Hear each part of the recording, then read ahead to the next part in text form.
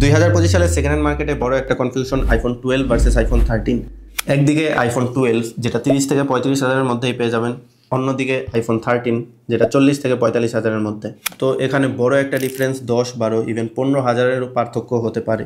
পারফরমেন্সের কথা বললে দুইটার পারফরমেন্সই গ্রেট। আইফোনের বায়োনিক চিপসেটগুলোর বিশেষত্বই এটা, 10 বছর আগের ফোনের পারফরমেন্সও এখনো আগের মতোই আছে। এই চিপসেটগুলোর পারফরমেন্স সহজে ড্রপও করে না অ্যান্ড্রয়েডের মতো। আর এইখানে 12-এ আছে A14 বায়োনিক চিপ আর 13-এ আছে A15। 13 এক স্টেপ আগানো থাকলেও A14 অবশ্যই ওয়ান অফ দ্য বেস্ট চিপসেটের মধ্যেই পড়ে, তাই পার্থক্যটা অত নোটিসেবল না। ডে টু ডে লাইফের ইউজেজে কেউ ধরতেই পারবে না কোনটা বেশি ফাস্ট।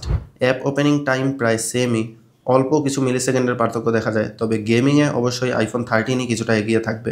A15 চিপটা A14-এর চাইতে 15 থেকে 20% বেশি পাওয়ারফুল, যেটা গ্রাফিক্স পারফরমেন্সেই কিছুটা নোটিস করা যায়। যেমন গেমিং বা ভিডিও এডিটিংয়ে 13-এই বেটার পারফরমেন্স পাবেন। আর 13-এ গেমিংয়ের সময় হিটও কম জেনারেট হয়, কারণ A15 চিপটা মোর এফিসিয়েন্ট A14-এর চাইতে। তবে 12-এও পারফরমেন্স খারাপ বলবো না, কয়েক সেকেন্ডেরই পার্থক্য পাবেন। কিন্তু এখন কথা হলো ফিউচার প্রুফিংয়ে। দুইটা ফোনেই 4GB র্যাম আছে, 2025 সালে এসে দুইটা ফোনেই লেটেস্ট iOS সাপোর্ট করে। আর যেহেতু আইফোন 13 এক বছর পরে রিলিজ হয়েছিল, তাই এটা 2028 সাল পর্যন্ত সফটওয়্যার আপডেট পাবেন, আর আইফোন 12-এ 2027 পর্যন্ত সফটওয়্যার আপডেট পাবেন। তাই এটি আইফোন 12-এর চাইতে 1 বছর হলেও সফটওয়্যার আপডেট বেশি পাবেন।